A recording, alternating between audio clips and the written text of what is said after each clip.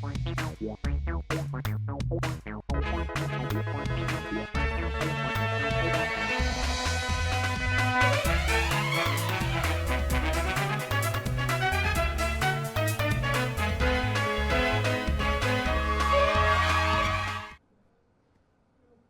राष्ट्रीय समाचार से मैं अनुपम शर्मा। आप देख रहे हैं अंतर्राष्ट्रीय समाचार का खास प्रोग्राम ग्लोबल फ्रंटलाइन। दुनिया इस वक्त ताकत, टकराव और टकराव की राजनीति के सबसे खतरनाक दौर से गुजर रही है। वॉशिंगटन में अमेरिकी राष्ट्रपति डोनाल्ड ट्रंप का ऐसा भाषण जो प्रेयर मीटिंग से ज्यादा पॉलिटिकल वॉर ड्रामा लगा। लंदन में क्रिटिकल मिनरल्स को लेकर वैश्विक सप्लाई चेन की जंग तेज हो गई है और जेफरी एप्स्टीन की नई फाइलें जो सिर्फ नाम नहीं पूरा सिस्टम बेनकाब कर रही हैं। इन सब बड़ी खबरों पर हम करेंगे फिलहाल विस्तार से चर्चा। पहले एक नजर आज की हेडलाइंस पर। नेशनल प्रेयर ब्रेकफास्ट में ट्रंप का विवादित और ताकतवर भाषण, मंत्रिमंडल का बचाव और अमेरिकी सैन्य शक्ति की सराहना। अमेरिकी विदेश मंत्रालय के प्रवक्ता ने कहा, अमेरिका को भरोसेमंद क्रिटिकल मिनरल सप्लाई चेन की जरूरत, निवेश के लिए किया आमंत्रण। एप्स्टीन की नई फाइलों में सनसनीखेज दावे, लड़कियों को जबरन गर्भवती कराने और हिंसा के आरोप। अमेरिकी राष्ट्रपति ट्रंप RX नाम की सरकारी वेबसाइट लॉन्च की, लोग कम कीमत पर दवाइयां खरीद सकेंगे। न्यूयॉर्क मेयर ममदानी ने हिजाब को मुस्लिम महिलाओं की पहचान बताया, आलोचक बोले ईरान के हालात को नजरअंदाज कर रहे हैं। खबरें अब विस्तार से। राष्ट्रपति डोनाल्ड ट्रंप ने गुरुवार को वॉशिंगटन में आयोजित वार्षिक नेशनल प्रेयर ब्रेकफास्ट के दौरान अपने मंत्रिमंडल के 3 सदस्यों का बचाव किया, जिनकी कार्रवाई पर सवाल उठ रहे हैं, और साथ ही अमेरिकी सैन्य शक्ति की सराहना की। धार्मिक नेताओं और सांसदों को संबोधित करते हुए ट्रंप अक्सर टेलीप्रॉम्प्टर से हटकर बोले और कानून व्यवस्था तथा विदेशों में अमेरिकी ताकत जैसे विषयों पर कमजोर दिया। उनका भाषण कई मौकों पर वैसा ही लग रहा था जैसा भी अपने राजनीतिक रैलियों में लगातार देते रहे हैं। क्रिटिकल मिनरल्स में मिनिस्ट्रियल बैठक के दौरान अमेरिकी विदेश मंत्रालय की हिंदुस्तानी प्रवक्ता मार्गरेट मैकलियोट ने कहा कि अमेरिका 55 देशों के साथ इसलिए बातचीत कर रहा है ताकि एक सुचारू, मजबूत और भरोसेमंद सप्लाई चेन सुनिश्चित की जा सके।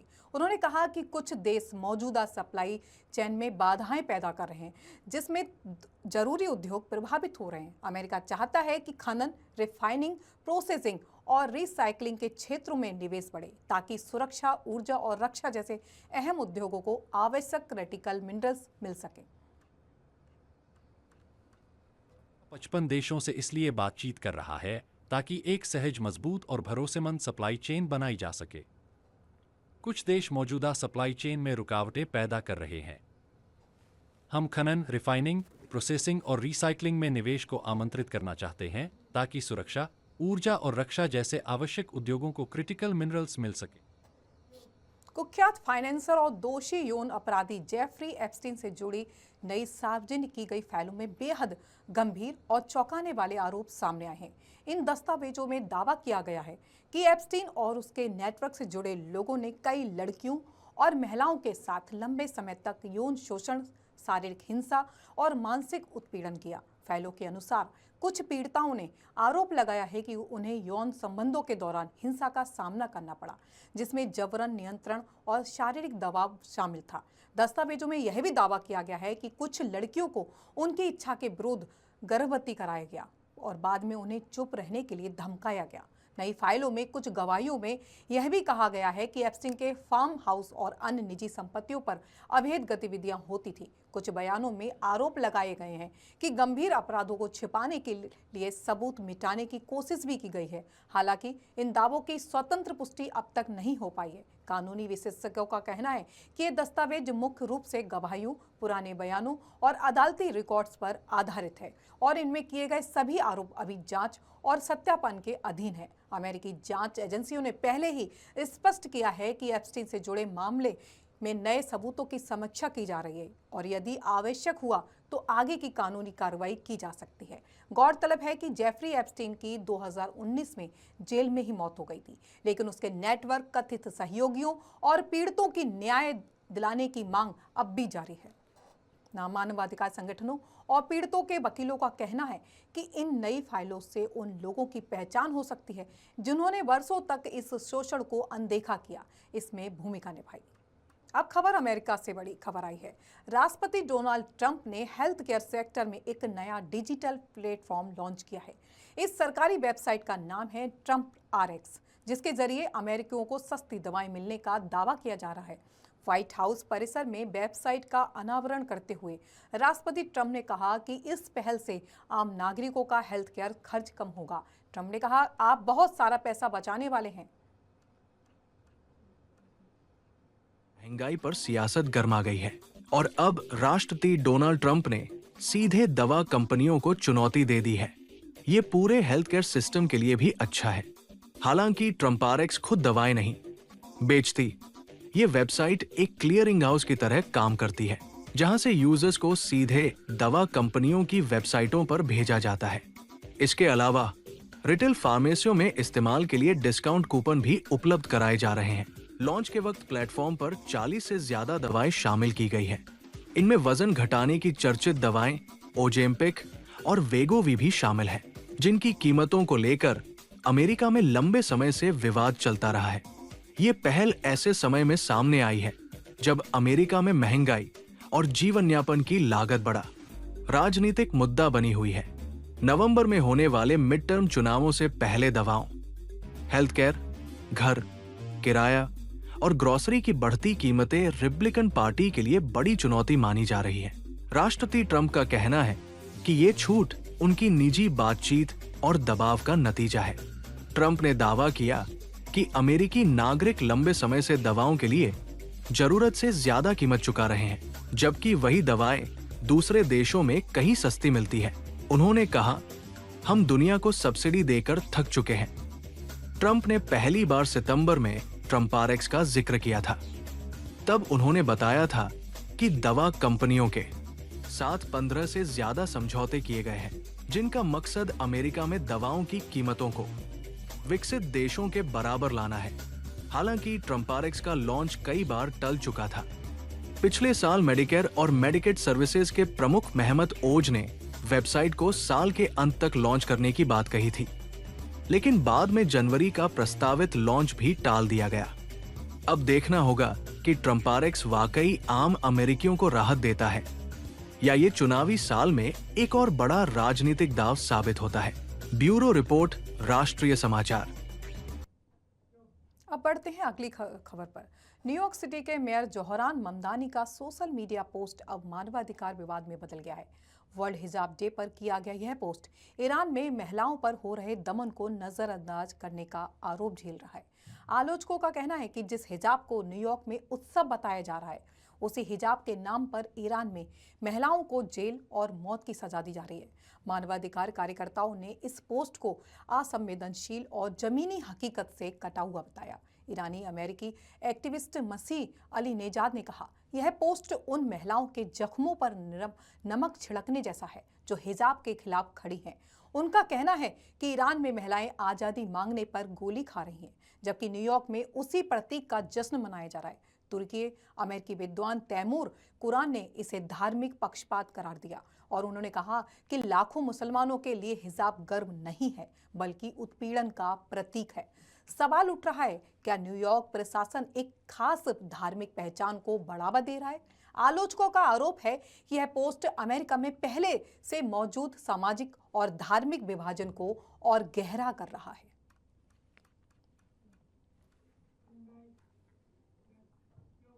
अमेरिकी central command USS Abraham Lincoln aircraft carrier और उसके समूह का नया फुटेज जारी किया गया है। फुटेज में कैरियर अरब सागर में ईरान के पास सक्रिय रूप से ऑपरेट करते हुए दिखाई दे रहा है। कैरियर स्ट्राइक ग्रुप की गतिविधि ईरान के साउथ कोस्ट के लगभग 500 मील के दायरे में देखी गई है। इस एयरक्राफ्ट के कैरियर में समूह में फाइटर जेट्स, हेलीकॉप्टर और सपोर्ट जहाज शामिल है। यह मिशन क्षेत्र अमेरिकी सैन्य ताकत का प्रदर्शन और ईरान पर निगरानी बनाए रखने के उद्देश्य से किया जा रहा है। विशेषज्ञों के अनुसार यह कदम ईरान के खिलाफ चेतावनी और शक्ति प्रदर्शन के तौर पर देखा जा रहा है। अमेरिका ने पिछले कुछ महीनों में ईरान के परमाणु कार्यक्रम और क्षेत्रीय गतिविधियों को लेकर सतर्कता बढ़ाई है। कैरियर स्ट्राइक ग्रुप की गतिविधियां अरब सागर और खाड़ी क्षेत्र में वैश्विक समुद्री सुरक्षा और व्यापार मार्गों के लिए भी महत्वपूर्ण मानी जाती रही हैं। ईरान और अमेरिका के बीच हाल के तनाव को देखते हुए यह कदम दक्षिण पश्चिम एशिया में सैन्य संतुलन का संकेत देता है। क्षेत्रीय देशों और तेल निर्यातक देशों के लिए सतर्कता और चिंता का विषय बन सकता है। वैश्विक तेल कीमतों और समुद्री मार्गों की सुरक्षा पर भी इसका असर गहरा हो सकता है। USS Abraham Lincoln carrier strike group Abraham Lincoln और उसके समूह की अरब सागर में उपस्थिति अमेरिका ईरान तनाव को बढ़ा सकती है और यह क्षेत्र सैन्य शक्ति और निगरानी का स्पष्ट संदेश माना जा रहा है।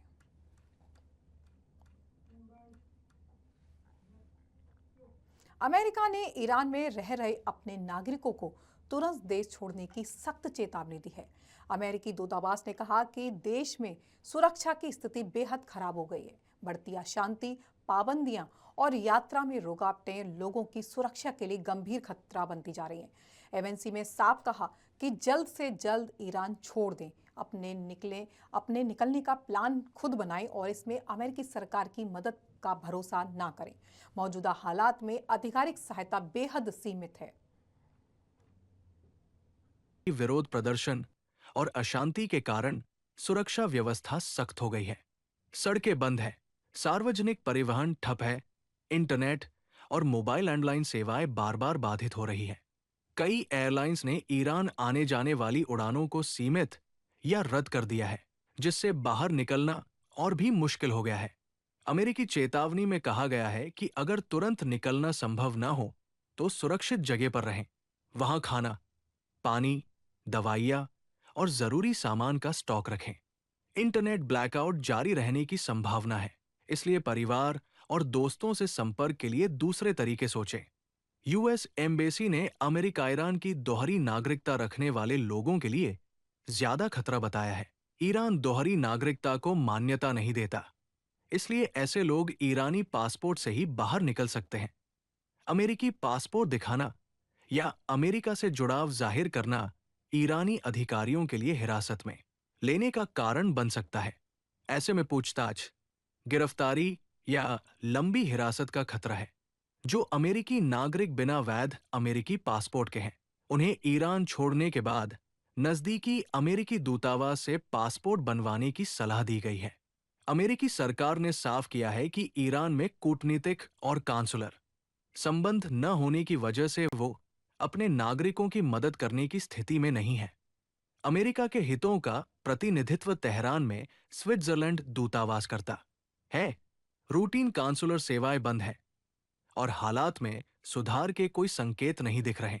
इसलिए अमेरिकी नागरिकों से खुद ही सुरक्षित निकलने की ठोस योजना बनाने की अपील की गई है। सुरक्षा के लिए कुछ जरूरी सलाह भी दी गई है, जैसे प्रदर्शनों और भीड़-भाड़ वाली जगहों से दूर रहें, फोन हमेशा चार्ज रखें, परिवार से संपर्क बनाए रखें और स्थानीय मीडिया पर नजर रखकर हालात की जानकारी लेते रहें। ब्यूरो रिपोर्ट, राष्ट्रीय समाचार। अब बढ़ते हैं अपनी अगली खबर पर। अमेरिकी साउदर्न कमांड ने जानकारी दी कि पूर्वी पैसिफिक महासागर में एक संदिग्ध ड्रग तस्करी करने वाली नाव को निशाना बनाया गया, जिसमें 2 लोग मारे गए। अमेरिकी सेनाओं के अनुसार इस बोट का पता प्रसिद्ध नार्को तस्करी रूट पर चला और यह नशीले पदार्थ ले जाने जैसे अवैध कार्यों में संलिप्त थी। सैन्य कमांड ने कहा कि 2 नार्कोटिस्ट नाव के साथ मौजूद थे और उन्हें मार गिराया गया। उत्तर अमेरिकी कमांड ने सोशल मीडिया प्लेटफॉर्म एक्स पर बताया कि यह कार्रवाई इंटेलिजेंस इनपुट के आधार पर की गई, जिसमें यह पुष्टि हुई कि नाव नार्को तस्करी कार्य में लगी थी। यह मामला अमेरिकी सेनाओं के लंबे अभियान का हिस्सा है, जिसमें पिछले महीनों में कई नौकाओं को निशाना बनाया गया। इस अभियान में अब तक सैकड़ों संदिग्ध तस्करों को मारा जा चुका है। हालांकि कुछ विशेषज्ञों ने अंतर्राष्ट्रीय कानून की वैधता पर सवाल उठाए हैं, क्योंकि अमेरिका ने अब तक इन जहाजों के ड्रग ले जाने का प्रमाण सार्वजनिक नहीं किया है। हालिया रिपोर्टों के अनुसार इस अभियान की कुल मौतें अब कम से कम 128 तक पहुंच चुकी हैं और यह ऑपरेशन कार्टेल नेटवर्क्स एवं नार्को तस्करी के खिलाफ निरंतर जारी है। अमेरिका का यह अभियान नशीले पदार्थ तस्करों को रोकने के उद्देश्य से जारी किया गया है। साउदर्न कमांड का दावा है कि सभी लक्षित नौके डिजाइन किए गए आतंकवादी संगठनों से जुड़ी थीं। हालांकि यह अभियान विवादों में भी है, क्योंकि कुछ विशेषज्ञ इसे अंतर्राष्ट्रीय कानून के तहत चुनौती दे रहे हैं।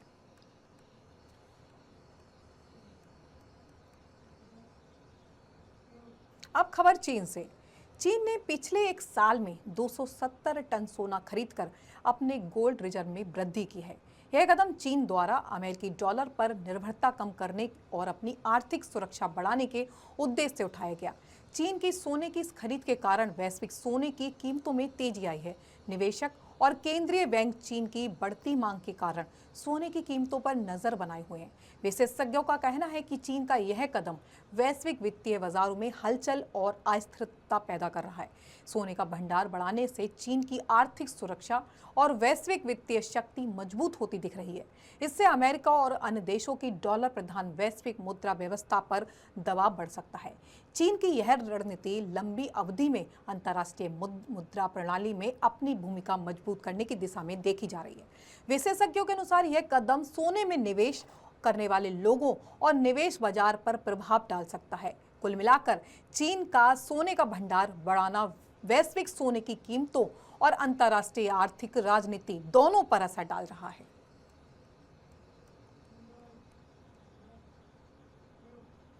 लियोनार्डो में तूफान का कहर जारी है। तूफान ने जमकर तबाही मचाई है। शहर पूरी तरह खाली हो गए और जलमग्न हो गए। अभी भी कई शहरों में बारिश का अलर्ट जारी किया गया है। ये तूफान गुरुवार को स्पेन और पुर्तगाल के कई हिस्सों में आया। दक्षिणी अंडालुसिया क्षेत्र में चल रहे तूफान के कारण लगभग 4000 लोगों ने अपने घर खाली कर दिए हैं। बाढ़ और भूस्खलन के कारण दर्जनों सड़कें बंद कर दी गई हैं। आइवेरियन प्रायद्वीप में भारी बारिश और तेज हवाओं के चलते पुर्तगाल में बाढ़ के पानी से एक व्यक्ति की मौत भी हो गई, जबकि स्पेन में एक उफनती नदी में बह जाने के बाद एक लड़की लापता है। स्पेन की मौसम एजेंसी ने दक्षिणी स्पेन में हाई अलर्ट जारी कर दिया है। अब उसे वहां से हटा लिया गया है। साथ ही इस सप्ताह के अंत में एक और तूफान आने की संभावना बताई जा रही है। लियोनार्डो हाल के हफ्तों में स्पेन और पुर्तगाल को प्रभावित करने वाले तूफानों में से एक है। स्थानीय मीडिया ने बताया कि बुधवार रात को दक्षिण पुर्तगाल में एक व्यक्ति की कार बाढ़ के पानी में डूब जाने से मौके पर ही मौत हो गई। लड़की की तलाश कर रहे जो बुधवार को अपने कुत्ते को बचाने की कोशिश कर रही थी, तुर्बिल नदी में गिर गई।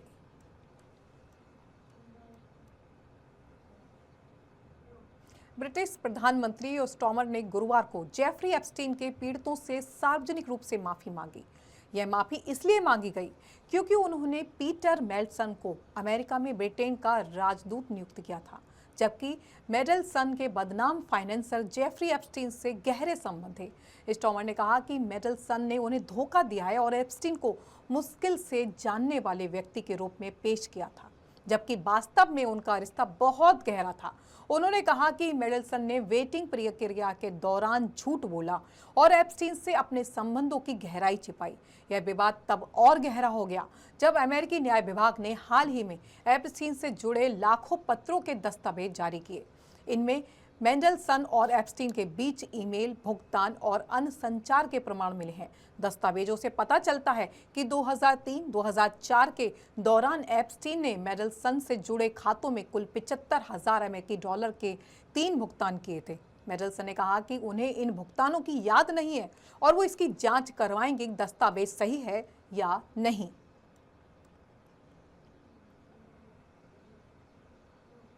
ईरान की इस्लामिक रिवॉल्यूशनरी गार्ड IRGC ने फारस की खाड़ी में 2 ऑयल टैंकर पकड़े हैं। टैंकरों में कुल करीब 10 लाख लीटर तस्करी का तेल पाया गया। इन टैंकरों में काम कर रहे 15 विदेशी क्रू मेंबर को हिरासत में ले लिया गया है। मामला अब अंतर्राष्ट्रीय स्तर पर गरमाने की संभावना पैदा कर सकता है। हिरासत में होने के कारण ये विदेशी सरकारों और ईरान के बीच कूटनीतिक तनाव बढ़ा सकता है। विशेषज्ञों का कहना है कि इस घटना का वैश्विक तेल बाजार और खाड़ी क्षेत्र की सुरक्षा पर असर पड़ सकता है। फारस की खाड़ी एक सैन्य और रणनीतिक रूप से संवेदनशील क्षेत्र है। IRGC की कार्रवाई से क्षेत्रीय देशों और समुद्री मार्गों की सुरक्षा पर भी ध्यान जाएगा। अमेरिका और यूरोपीय देशों की नजर इस मामले पर बनी हुई है। पकड़े गए टैंकर कमर्शियल ऑयल टैंकर थे, जिनमें गोपनीय तरीके से तस्करी का तेल भरा गया था। IRGC ने ये ऑपरेशन हवाई और समुद्री निगरानी के जरिए सावधानी पूर्वक किया। इसमें किसी प्रकार के हथियार प्रयोग से बचाव किया गया। इस कार्रवाई से वैश्विक तेल बाजार पर असर पड़ सकता है। ईरान और विदेशी सरकारों के बीच कूटनीतिक तनाव बढ़ सकता है। खाड़ी क्षेत्र में सैन्य सतर्कता और रणनीतिक तैयारी बढ़ सकती है। IRGC का कहना है कि ये कार्रवाई तस्करी रोकने और क्षेत्र की सुरक्षा बनाए रखने के लिए की गई। मामले की अंतर्राष्ट्रीय जांच और राजनीतिक पहलुओं पर दुनिया की निगाहें टिकी हुई हैं। पकड़े गए विदेशी क्रू मेंबर की पहचान और उनकी स्थिति पर विदेशी देश प्रतिक्रिया दे सकते हैं। ईरान की IRGC ने फारस की खाड़ी में 2 ऑयल टैंकर पकड़े, 10 लाख लीटर तस्करी तेल जब्त किया और 15 विदेशी क्रू मेंबर हिरासत में लिए। ये मामला अंतर्राष्ट्रीय तनाव और तेल बाजार पर असर का कारण बन सकता है। ब्यूरो रिपोर्ट, राष्ट्रीय समाचार। रूस और यूक्रेन ने 157 कैदियों की अदला बदली की है। इस प्रक्रिया में अमेरिका और संयुक्त अरब अमीरात UAE की मदद ली गई। यह अदला बदली रूस और यूक्रेन के बीच सैन्य संघर्ष और कूटनीति का बड़ा कदम मानी जा रही है। अमेरिका और UAE की मध्यस्थता ने इस प्रक्रिया को सफल बनाने में महत्वपूर्ण भूमिका निभाई है। यह कदम दोनों देशों के बीच तनाव को कम करने की दिशा में लिया गया। अंतर्राष्ट्रीय विशेषज्ञों के अनुसार यह अदला बदली वैश्विक कूटनीतिक सहयोग और मानवीय राहत का उदाहरण है। अदला बदली में शामिल लोगों में कई सैनिक और नागरिक शामिल थे। यह कदम दोनों देशों के बीच भरोसे और वार्ता के नए मार्ग खोल सकता है। रूस की रक्षा मंत्रालय ने इसे सफल और सुरक्षित प्रक्रिया बताया। अदला बदली के दौरान सुरक्षा और निगरानी का पूरा ध्यान रखा गया। परिवहन और सुरक्षा के लिए सैन्य और कूटनीतिक उपाय अपनाए गए। यह अदला बदली सीमा क्षेत्रों और विशेष स्थलों पर हुई। इस अदला बदली से दोनों देशों में मानवीय राहत मिली। रूस और यूक्रेन के बीच संवाद और वार्ता के नए रास्ते खुल सकते हैं, ऐसा बताया जा रहा है। अब खबर पाकिस्तान से एक दर्दनाक और चौंकाने वाली खबर सामने आ रही है। इस्लामाबाद के एक शिया मस्जिद में जुमे की नमाज के दौरान आज एक आत्मघाती हमले ने इलाके को हिलाकर रख दिया है। स्थानीय अधिकारियों के मुताबिक इस भीषण धमाके में कम से कम 10 लोगों की मौके पर ही मौत हो गई और कई अन्य लोग गंभीर बताए जा रहे हैं। हमले के तुरंत बाद इमरजेंसी की घोषणा कर दी गई और एम्बुलेंस, पुलिस और सुरक्षा बलों को तुरंत घटनास्थल पर तैनात किया गया। घायलों को पास के अस्पतालों में भर्ती कराया गया है, जहां इनका इलाज जारी है। इस हमले के कारण मस्जिद और आसपास के इलाके में भय और अफरा तफरी का माहौल है। पुलिस और आंतरिक सुरक्षा एजेंसियां हमले के पीछे की साजिश और संभावित दोषियों की पहचान के लिए मामले की तत्काल जांच कर रही हैं। स्थानीय प्रशासन ने लोगों से अपील की है कि वे इस इलाके में न आए और सुरक्षा बलों को अपनी जांच में सहयोग दें। इस हमले ने देश में फिर से धार्मिक और सामाजिक तनाव की आशंका बढ़ा दी है और सुरक्षा एजेंसियां पूरी सतर्कता के साथ घटनास्थल पर निगरानी बनाए हुए हैं। आज की खबरें यही खत्म होती हैं। ये खबरें सवाल छोड़ जाती हैं। क्या ताकत अब नैतिकता से ऊपर हो चुकी है? क्या मानवाधिकार सीमाओं के हिसाब से बदल जाते हैं? और क्या वैश्विक राजनीति में आम इंसान सिर्फ एक आंकड़ा बनता जा रहा है? वॉशिंगटन के भाषणों से लेकर ईरान के समुद्र में तैनात युद्धपोतों तक, एप्स्टीन फाइल से लेकर न्यूयॉर्क के मानवाधिकार विवाद तक, हर खबर एक ही बात कहती है, दुनिया शांत नहीं, तैयारी में है। आज के ग्लोबल फ्रंटलाइन में इतना ही।